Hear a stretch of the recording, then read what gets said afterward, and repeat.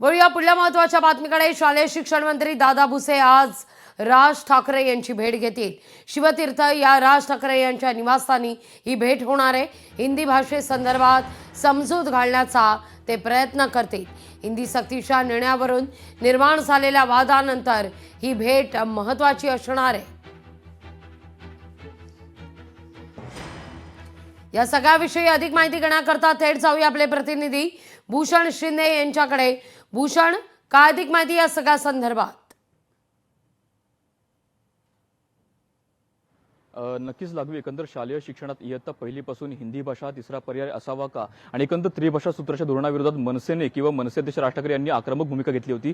त्या अनुषंगाने अगदी 2 ते 3 दिवसांपूर्वी मुख्यमंत्री देवेंद्र फडणवीस यांनी तातडीची बैठक बोलावली होती, ज्यामध्ये मुख्यमंत्री, दोन्ही उपमुख्यमंत्री आणि शालेय शिक्षण मंत्री सुद्धा त्यामध्ये उपस्थित होते। आणि एकंदर या संपूर्ण बैठकीमध्ये सर्व तज्ञांशी चर्चा करावी, तज्ञांशी सल्लामसलत करावा अशा प्रकारे सूचना स्वतः मुख्यमंत्री दिल्या होत्या। त्या सूचनेनुसार आज शालेय शिक्षण मंत्री दादा भुसे हे आज मनसे अध्यक्ष राज ठाकरे यांची भेट घेणार आहेत। आणि एकंदर या बैठकीमध्ये राज ठाकरे यांचं मतपरिवर्तन करता येतं का किंवा त्यांच्याकडे काही सूचना घेता येतं का या संदर्भात चर्चा होणार आहे।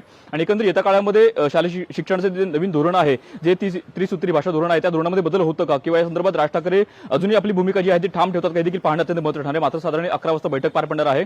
स्वतः शालेय शिक्षण मंत्री दादा भुसे आणि एकंदर अनेक शिक्षण क्षेत्रातील तज्ञ मंडळी सुद्धा या संपूर्ण बैठकीत असणार आहे। त्यामुळे राज ठाकरे नेमकी कोणती भूमिका मांडतात आणि शालेय शिक्षण मंत्री राज ठाकरे यांच्या मतामध्ये परिवर्तन करण्याचा प्रयत्न करतात का, हे पाहणं अत्यंत महत्त्वाचं असणार आहे।